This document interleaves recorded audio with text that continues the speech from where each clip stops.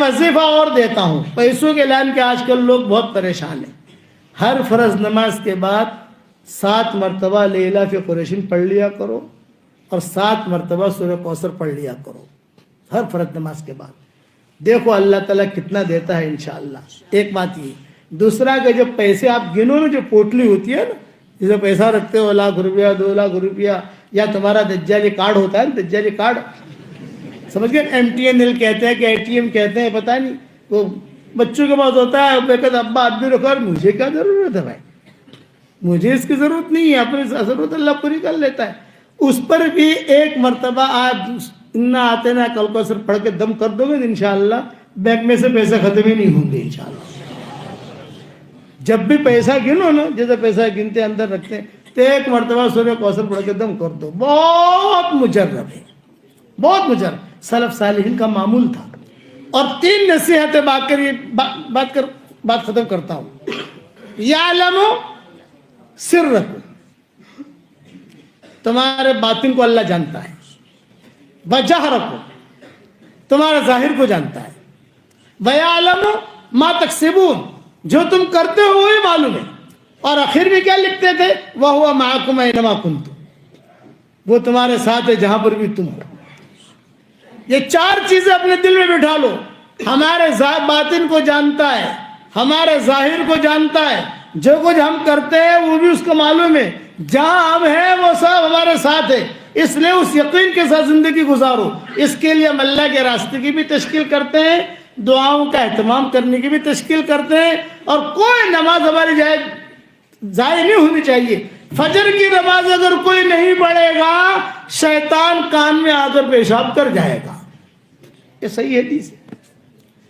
فجر کی نمازوں کا اہتمام کرو. ایک ساتھی تھا, مجھے کہتا تھا کہ مولوی صاحب جو ہے میں جب بھی جو ہے نا فجر کی نماز کے لیے قضا ہوتی ہے, کوئی مجھے یاد آئے نہ آئے, آپ مجھے یاد آتی ہو. ان کا کیوں؟ قابل احترام بھائیوں, دوست اور بزرگوں, اللہ جل جلالہ عم نوالہ نے 2 فیصلے کیے ہیں, اور اللہ کا فیصلہ اٹل ہوتا ہے. وَمَنْ أَصْدَقُ مِنَ اللَّهِ قِيلًا وَمَنْ أَصْدَقُ مِنَ اللَّهِ حَدِيثًا. اللہ کی بات تجربے کی بنیاد پر نہیں ہوتی. دنیا والوں کی باتیں تجربے کی بنیاد پر ہوتی ہے, اللہ کی بات اس کے علم کی بنیاد پر ہوتی ہے. ایک فیصلہ اللہ کا یہ ہے کہ دیندار کو اللہ کامیاب کرتے ہیں, چاہے غریب ہو, کمزور ہو, جھوپڑے میں رہتا ہو, دیندار ہے کہ کامیاب. دوسرا فیصلہ یہ کہ بے دین کو اللہ ناکام کرتے ہیں. یہ 2 چیزیں طے ہیں.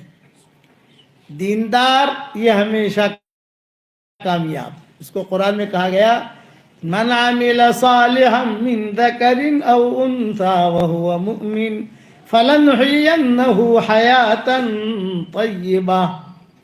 جس نے بھلا کام کیا, مرد ہو یا عورت ہو, ایمان کی حالت میں کیا, اسلام کی حالت میں کیا, ہم اس کو پاکیزہ زندگی دیں گے.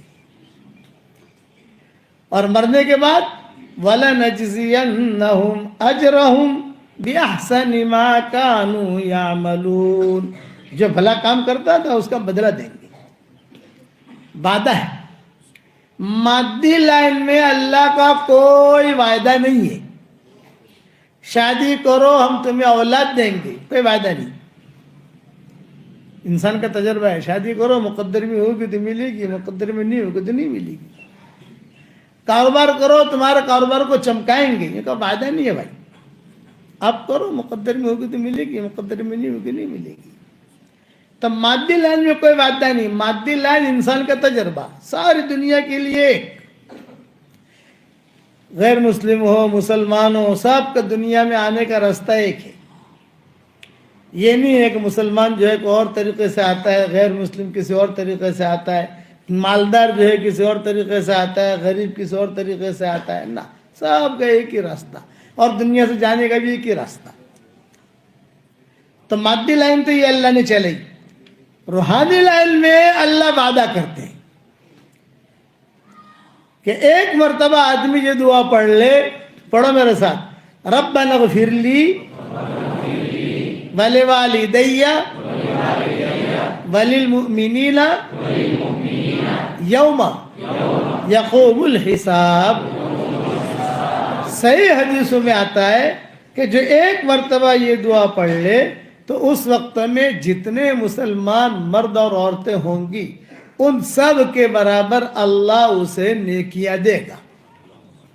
ये सही हदीसों में, कोई इस हदीस का इनकार नहीं कर सकता, क्योंकि सब उलमा का इत्तेफाक है। मेरी जो किताब में लिखता हूँ, चाहे मोमिन के हथियार की शक्ल में हो, 26 सूरतों की शक्ल में हो, बिखरे मोती की शक्ल में हो, कुरान शरीफ के तर्जुमे की शक्ल में हो, तफसीर की शक्ल में हो, तो पहले पेज पर मैं इसे हाईलाइट करता हूँ ताकि मुसलमान कम से कम एक मरतबा पढ़ तो ले। जितने मुसलमान होंगे, ये तो मैं नीचे से नीचे दर्जा बयान करता हूँ। लिखने वालों ने तो ये लिखा है कि आदम अलैहिस्सलाम के ज़माने से लेकर क़यामत तक जितने मुसलमान मर्द औरतें आएंगे और जितने जिन्नात मुसलमान मर्द औरतें आएंगे उन सब के बराबर अकाउंट में नेकी आएगी। और लिखने वालों ने ये भी लिखा है कि इस वक्त में जितने मुसलमान मर्द औरतें हैं, अभी जिन्नात भी मुसलमान मर्द औरतें उनमें उनकी अदद के बराबर आएगी। मैंने सब कौल छोड़ दिए, आखिर कौल ले लिया पक्का ठक्का कि इस वक्त में जितने मुसलमान मर्द और औरतें दुनिया में होंगी उन सब के बराबर अल्लाह उसके अकाउंट में नेकियां दाखिल करेगा। ये वादा है, हुजूर सल्लल्लाहु अलैहि वसल्लम ने वादा किया। बीवी के मुंह में लुकमा दो, सदक़े का सवाब, ये वादा किया। मियाँ बीवी एक दूसरे की तरफ मोहब्बत की निगाह से देखें और दोनों मुस्कुराएं, अल्लाह भी मुस्कुराते हैं, ये वादा किया।